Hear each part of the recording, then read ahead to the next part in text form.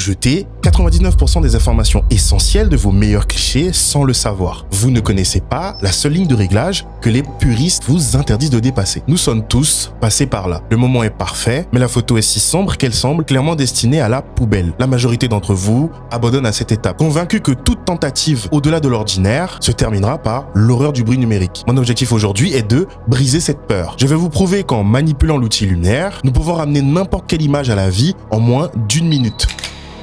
Pour démarrer, on pose les fondations. C'est l'étape facile. On met notre contraste en négatif à moins 60% et on fait la même chose pour les hautes lumières. Ensuite, on vient pousser nos ombres, nos blancs et nos noirs en positif pour forcer la récupération des informations cachées dans ces zones-ci. L'image commence à s'ouvrir, mais ne partez pas, car ce n'est rien par rapport aux paramètres qui va choquer tous les photographes. Voici la plus grande peur, l'exposition. On nous dit de ne jamais dépasser les 0,20. C'est la ligne rouge. Si vous dépassez, c'est la sanction. Mais ce n'est qu'un mythe si vous travaillez en RAW ou utilisez une bonne réduction de bruit. Nous allons forcer cette exposition, non pas à 0,20, mais à plus 2,20. Regardez, c'est l'équivalent de donner 1000 watts d'énergie pure à votre capteur d'un seul coup. L'image est sauvée. Nous avons atteint notre climax.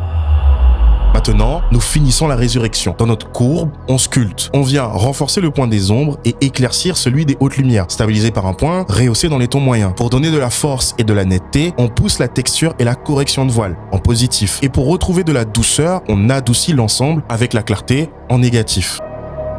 On termine par le color grading pour l'intention. Du bleu pour nos ombres et du jaune tirant vers le vert dans nos hautes lumières. Sans oublier, dans nos tons moyens, un vert. On fusionne le tout côté haute lumière. Une température à 6000 Kelvin et une nuance à plus 20. Voilà comment vous passez d'une photo clairement sombre à une photo ressuscitée. Mais attention, nous n'avons exploré que 10% de la lumière avancée. Si vous voulez apprendre à maîtriser l'étape suivante, la maîtrise de la lumière par les masques dans Lightroom, la partie 2 sur les masques est déjà disponible sur mon profil. Ne jetez plus jamais un cliché. Sur ce, c'était End. Tchuss!